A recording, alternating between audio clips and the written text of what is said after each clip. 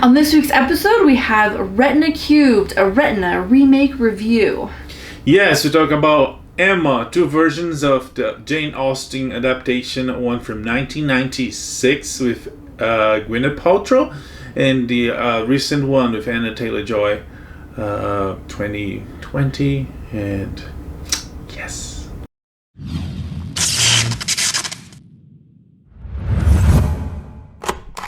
Do we need a spoiler alert on an adaptation? No. Of a 200-year-old novel? No. Okay. I mean, spoiler alert, if you never heard of Emma and you don't want to get spoils. Yeah, spoilers. Yeah. So, two book adaptations into a movie, or movie adaptations from books. How do I say that? I would say a film adaptation. Film adaptation. Right, because the movie's the adaptation, not the book. Okay, so movie adaptation of a book from Jane Austen, book named Emma. The movie is called The Same. The first one is from 1996, directed by, what's the director's name? Directed by a person. Yes. The name Douglas McGrath. Douglas McGrath. Starring Gwyneth Paltrow, among others. Also, Alan Cummings is another big name on it. Yeah. He's probably the other big name. Oh, and a very young Toni Collette. Yes. Yeah. So let's start talking about this one. You read the book, so you can tell way more than I, because you not only saw both versions, but you know the book.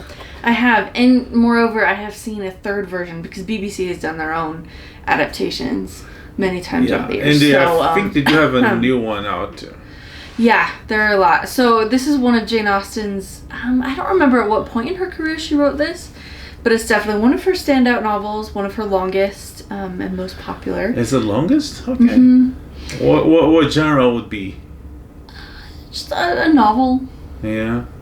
Fiction. Is it drama? Is it comedy? Some people sell it as a comedy. Yeah, I think most of... She kind of walks the line in most of her novels. Some lean more towards drama, some more towards comedy. This one I would say leans a little bit more towards comedy. Okay. And Emma is one of her most, I think, interesting and relatable heroines. Even though... And more about the novel. It's like one of her late works and her early works. That's what I can't remember, but it does stand out for what I was about to say. Emma, unlike most of Jane Austen's other main characters, Emma is actually very wealthy and is of like high rank, even though she's not like nobility or anything. She's well respected. Usually Jane Austen writes about like the underdog, women who are very like poor and kind of the lower echelons of the upper class, but Emma's at the top of her game. And the story I've heard is that the king at the time was like, hey, why don't you write about like actual important people? And she was like, okay, fine. So she wrote this story. I don't know if it's true or not though, but she wrote this story about someone at the top of her game, but there's a lot of anyway, that's a conversation for another day. Let's talk about the movie. I think both of them actually did a really good job sticking to the main events of the book and also the kind of the point of it and like the story arc and the development of the main character. Okay. And so there's no dramatic big changes between the book and both movies? I think there's a couple notable ones with the Anya Taylor-Joy version, the most recent one.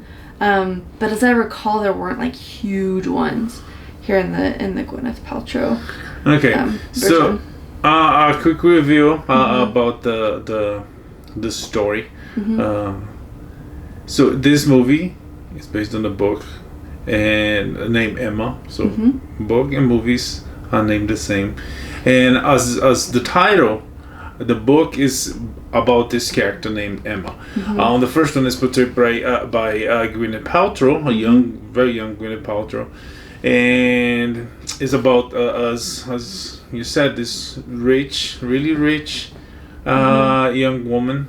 How old do you think she would be? I think she's 19. I can't. They don't mention it in the books, but I think or in the movies, but it takes place kind of between the ages of like 19 and 21. Yeah. So she's just become an adult. The movies open with her governess getting married. So her mother died a long time ago. Her older sister is married and lives elsewhere. It's just her and her dad. Her governess, who is kind of her mother figure, has just gotten married and moved out. And so now Emma is coming to her own as like the head of this household and as an adult and kind of like the person, the top of Highbury society.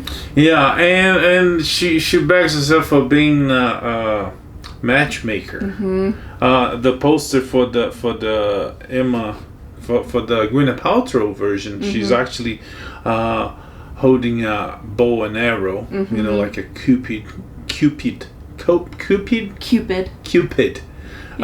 figure. Mm-hmm. So she brags herself on being a matchmaker. So mm-hmm. from the beginning of the movie to the end, she's trying to, and it's I don't know, some I heard about the movie before about Emma the matchmaker, yeah. Mm-hmm. But for me it was kind of like a downer, because from the beginning to end, her fame that preceded her as a matchmaker, mm-hmm. it doesn't because it doesn't come true, because in the beginning she said, I'm a matchmaker, and she works the entire movie in one case and she fails miserably, but anyways, so she's on her task, duty and job to find a husband for Mrs. What's the bucket? For Miss Smith. Is Smith? Yep. Harriet Smith? Yes, yeah. Harriet Smith. Yeah. And portrayed by Toni Collette in the original one. Mm-hmm. And she first found a vicar. She found a guy. Mm-hmm. And it turns out... Mr. Elton. Mm-hmm. It turns out that he's actually into Emma. And Emma, no! Yeah. Meanwhile, Harriet has a thing for a man that's actually interested in her. Mm-hmm. A name, what's his bucket? A farmer, but oh no, you asked and I forgot. Mr. Hayden? No, hold on, let me just go through I'll find him. So it's this farmer. Robert Marsh. Yeah, Robert Marsh. Yeah. So Robert Marsh is interested in Harriet. No, Martin Harsh. No, Robert Martin. Robert Martin. She read the book or something. Anyways, so he is interested in her. He proposes to her, but Emma convinces her to say no. And Emma does this, at least on the first one, mm-hmm. she does this in a very clever way to make Harriet say no, mm-hmm. but like convincing mm-hmm. Harriet that's Harriet's decision. Yeah. She's like, I can't tell you. Yeah. It's your decision mm-hmm. whether or not to, accept his hand or whatever. Yeah. So Harriet says no, and they keep investing in Mr. Elton. And mm-hmm. then Emma has this thing for what's his bucket? The Ewan McGregor's. Yeah, Mr. Lincoln? Churchill? No. Churchill. Yeah. Churchill. That other great statesman. Yeah. So... for Mr. Churchill, that turns out to be not the great guy, and Emma is actually engaged to somebody else. And then, meanwhile, Emma has this friendship banter with her. What's the word for it? He's been a family friend her whole life, and then recently became her brother-in-law, sort of. Is that what they call? Yeah. Yeah. Because it's more like her sister's brother-in-law. Her sister's... Yeah. In Portuguese, there's something like co-brother-in-law. Oh. Yeah. So, it's technically not her brother. And so they have this thing, this is banter, and mm-hmm. they practice bow and arrow together. Mm-hmm. He's an older man. He's like, 16 years older? He is. So he's an adult already. Mm-hmm. And but he's always there. He listens. He mm-hmm. tells her. He helps her, and he's a very nice guy. When Harriet is being dismissed and sort of humiliated, he's there to help her. Mm-hmm. Also, and there's another character that's actually mediated by Emma on this picnic. So it's in front of a lot of people. He's there to help that lady, and he goes like hard on Emma, but with reasons like why did you do that? Yeah, You shouldn't do that. That's a great person. And she's poor. You can't treat people because you have more. You can't treat people that way. And especially because like who you are and your status, like people look to you. Yes. People will follow what you say. So if you treat her that way, people will treat her that way. So you should be an example, as you already are. So you're either good or bad example. So try to be a good one. So, and there's this guy, and they end up getting close together, and they end up together and happily ever after. But meanwhile, the Martin guy that proposes to Harriet, he still has a thing for Harriet. In the original movie, you actually see him more than once, and they see each other, and even after having his proposal denied, he still smiles, and it's clear that he has feelings for her. But so that's fixed, and the couple also get together. And is there another couple? I mean, Mr. Elton gets married early on, to someone horrible. From the city, not New York. From Bath. That's it, right? I think that those are three couples. That's basically it. So the movie ends more or less in both versions with all these couples getting together, and Emma's fame as matchmaker is like it didn't work. Neither for her or for the people, because the guy she ends up with, he's always there, and it takes like forever to happen. The guy that proposes to Harriet, like she doesn't. The only thing she does have to do is be quiet, don't say anything. Boom, made and she goes and says the wrong thing and destroy it. And but that's kind of the point of the movie, and kind of what Jane Austen does with her heroines. Her heroines aren't heroines because they're great people. They're heroines just because they're the main character that she's writing about, and they usually have some kind of major character flaw that has to be overcome in order for them to get their happy ending. Emma has to be humbled big time. She is really full of herself at the beginning, and for good reason, because everybody's always like, oh, Emma Woodhouse, you're the best, you're the best, you're the best. And it's Mr. Knightley who helps her, and her experiences in general, but Knightley too, who helps her become much more humble and much more mature. And that's when she finally is able to, have her happy ending. And we see the same thing happen in all of Jane Austen's novels. So you're right, she's full of herself as a matchmaker, but she's terrible at it. And once she acknowledges that, like, oh, actually, nope, I'm wrong, and lets reality happen, then everybody lives happily ever after. The bow and arrow thing that she has with Mr. Knightley does not happen in the books, but it's a great visual and a great visual metaphor for what's happening in the stories. So we see them get together for tea and archery a couple times, and the first time she's a pretty good shot, but then later on they're arguing and she's missing the mark over and over and over again, kind of like how she misses the mark with all of her matchmaking attempts. And then also the whole Cupid thing. So that's the kind of thing I'd like to see in an adaptation, working in visual things that maybe wouldn't work in a book or would be kind of clumsy or weird, but something that you can do with a movie. I suspected that wouldn't be in the book. I don't know. Maybe it's on that time period, ladies. I don't know how accurate to the time it is. Ladies going out to shoot the bow and arrow just for fun. Ladies in sport. The closest any of Jane Austen's heroines get to sport is going on very long walks. Yes, and killing zombies. You guys. Yes, that classic. Pride and Prejudice. And zombies. Yeah.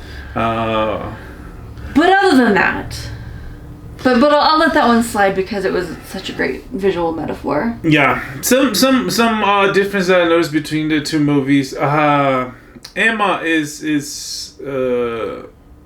she makes a lot of mistakes on both versions, but on the first one, I felt maybe it was just me. I felt there was she was more like clueless, which is actually is also based an on adaptation. Mm-hmm. But she was more clueless of her situation, all the situation, and what she's trying to do, and what she need, and she could do to achieve her goal. Then being mean or insensitive. On the newer version, I felt there was more towards the insensitive, and I have to achieve my goal, and people are gonna get hurt. Not saying that she was evil, but it was more. One was closer to naivety, is how I say. Yeah. And the other one was a little bit more. I don't know. Mm-hmm. Maybe not so innocent and naive. Yeah. But I don't know. Maybe it's because Anya Taylor-Joy's resting face is more like. I don't know. She does have like a more. And we saw her in all like the roles. Sharper face. Yeah. That she was like more like maybe it's the choice of the actors. I'm not saying that she doesn't look good or she does if she didn't play the part well. I'm just saying that for me it was they both in the middle of doing the right thing and the wrong thing, but one is doing more because she's like dumb or naive and she doesn't know better, and the other one less. I think she knows a little bit better. It feels more like she's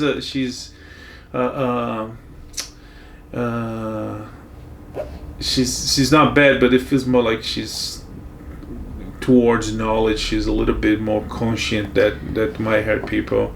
Like maybe she's more savvy, but doesn't really think about long-term consequences. Yeah, of what she's doing to people. Yeah. That's fair. I would say I really even and maybe it's an actor's face thing, because when Emma feels bad by hurting Mrs. what's the bucket? Mrs. Bates. Miss Bates. Yeah. Gwyneth Paltrow, Emma's. She's like, you see, there's more sadness in her than on the Taylor characters. And a Taylor's Joy portrayal of the character. Yeah, and that was something that maybe it's just because I've seen the Gwyneth Paltrow one so many times that that's just kind of become the way I think about Emma. Versus this newer version with Anya Taylor-Joy is much newer. But they made some decisions about not just her character, but also Mr. Knightley, this newer version of Mr. Knightley, that I wasn't super crazy about. There are even a couple lines where they reference like prejudice, which was interesting because I feel like they turned Mr. Knightley into more of a Mr. Darcy character from Pride and Prejudice. And the two characters are so different. Like, they're both a little antisocial, both not super into like social societal norms, but so different. Mr. Knightley is like friendly and personable and kind and warm, and Mr. Darcy is not. And in this newer version of Emma, they changed his character to be a lot more like Mr. Darcy, and so his relationship with Emma is a little bit more combative throughout the film instead of like a good friend and a mentor. It's more like combative, and like they're kind of annoyed by each other, but they still really care about each other, and eventually they get over that, get over the annoyance part. So I feel like that relationship was like Elizabeth and Darcy stuck into the world of Emma. Still made for a great film, really entertaining story and everything, but as far as like an adaptation goes, there were definitely some notable changes there. Yeah. In terms of costume design and set design and stuff, I think this newer version was spectacular. You could tell there were like some deep dives into Regency England, like architecture and interior design and like the costumes and the dresses and the fashion. Like I feel like this costume designer really did her homework, as someone with a slight obsession and someone who's done a lot of that homework myself. It looked fantastic, and it didn't seem as dated. The 1996 version, like, you can kind of tell it was made in 1996, just based on like some of the sets and things like that. Yeah, like it shows. It was lovely. Because the idea was both to be made it to look like it was back in the day. It was. If 1996 version looked like 1996, they sucked because. Well, it looked like what someone in 1996 would want it to look like. Like when you watch historical films, you can sometimes a film that's set in another time period can also tell you a lot about the time period it was made. Does that make sense? Sure, yeah. Right, and like their perception of it and like the aspects of that time period's like style and things that they bring out. All I'm saying is like Highbury and Emma's house, there was like a lot of like shabby chic stuff going on. It was just very 90s. Like a very 90s version of Regency England. Again, it was lovely. I'm not criticizing. I'm just saying you can tell. Whereas this one was like aggressively Regency in a really delightful way. But like the colors, like some of the collars that Emma wears. But you think this, so you're saying the new one was more accurate, or you're thinking like in 20 years from now they're gonna make they're gonna be more accurate, or you're gonna still have marks at that time? That's a good point. It could be that 20 years from now I'll look back and be like, oh my gosh, you can tell this has got 2020 all over it. I mean, it does have some stuff that a lot of film buffs and critics and fans notice. It's like the use of color yellow, which was well done. It's like in numerous moments of the film, and some people right away quoted and mentioned there was Wes Anderson movies, the use of yellow, how he used yellow in his movies, and so it was like a reference that definitely is like, oh, these people in the late in the early 2020s, late 2010s, and their inspiration for Wes Anderson. Like film students love Wes Anderson. They all want to do stuff like him. And so maybe in the future they're gonna watch this Emma and says like, wait a minute, I know when this was made. So maybe something like that. That's totally fair. That's totally fair. I still think it was spectacular. It was. The movie was nominated for Oscars for best hair and makeup, and so costume design, set design, whatever they call. It lost to a movie that for me is curious.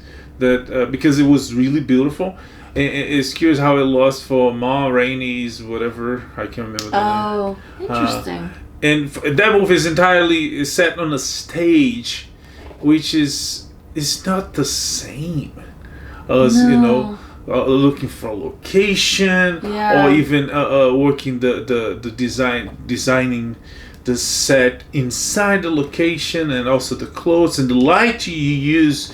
Do all that on location, inside or out. It's completely different than us doing all that on the stage. So I don't know. Maybe it's something for future considerations and expanding the category, or I don't know. Either way, it didn't win, but it was clearly a big contender. Yeah, and it was. I got nothing to add to it, except yes, he's right. Yeah, fun trivia about the one of the difference from the original movie and from the book is that when Mr. Knightley finally proposed under the peach tree or whatever tree there was, I don't know. I didn't read the book. I don't have to know. Like it's probably an oak. I don't remember the name, but I would guess an oak. It seems very English. Anyways, Emma's nose starts bleeding. That's not in the book. It's not in the book. Or on the previous version. What happened was, apparently that happens to the director. Oh, the director for the second one, I can't remember her name, was a woman. And apparently that happens to her from time to time, and she gets nervous on like through crazy situations. So she thought it would be interesting to make that happen to her Emma. And Autumn the Wild. Yeah, and Autumn of the Wild. Yes. Autumn the Wild. That's it, which is the director. That's such a fake name. Anyways, Autumn the Wild. The Fall of the Wild. Anyways, but it works. I don't think it didn't take anything from the movie, or I didn't think it added anything too. But I guess it was a nice little visual cameo, it was a personal touch. Visual, thing that she put her touch there. Mm-hmm. One thing I can't believe I didn't think to talk about this sooner. It was the music. Huge difference in music between the two films. The first one is a Rachel Portman soundtrack, and I love her, but like you can see Rachel Portman coming from like miles away, and it's lovely. It's lovely, but this newer version they use a lot of like very period music, but they switch back and forth like every now and then. It's like opera, and then sometimes it's like folk tunes or hymns. Sometimes hillbilly. It's pretty. They find some interesting choirs of church folk rural England.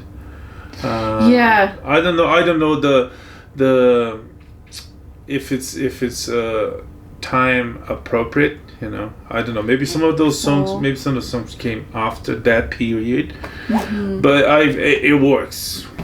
It works, and it gives you like a nice auditory cue. Like if you're somehow missing it from what you're watching and from what's happening, it gives you a nice auditory clue that like, hey, this movie is about class and like social structure, and that's like the major driving influence in the plot.